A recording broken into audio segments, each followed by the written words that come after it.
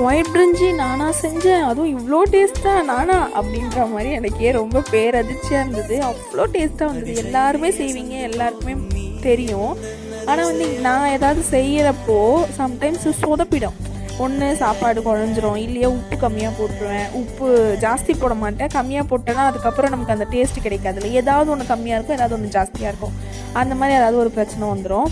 ஆனால் இந்த தடவை கரெக்டாக இருந்தது. அந்த சாப்பாடோட கன்சிஸ்டன்சி, அந்த நெய்யோட பதம், எண்ணெய் ஜாஸ்தி இல்லாமல் ஒரு மாதிரி நல்லா உதிரியாக அடி பிடிக்காமல் செம்ம டேஸ்ட்டாக வந்தது. ஆனால் நான் குவான்டிட்டி ரொம்ப கம்மியாக செஞ்சுட்டேன். என் ஃப்ரெண்ட்ஸுக்கு கொஞ்சம் எடுத்துகிட்டு போனோம். எங்கள் அம்மாவுக்கு நான் எடுத்தே வைக்கல, அந்தளவுக்கு ரொம்ப கம்மியாக இருந்தது. என் ஃப்ரெண்ட்ஸுக்கு கொஞ்சம் எடுத்துகிட்டு போயிட்டேன். அவளுங்குமே நான் திட்டினாலுங்க, ஏன்டி இவ்வளோண்டு எடுத்துகிட்டு வந்திருக்கேன், இவ்வளோ டேஸ்ட்டாக செஞ்சுட்டு அப்படின்ட்டு. என் தம்பி வலிச்சு போட்டு சாப்பிட்டான்.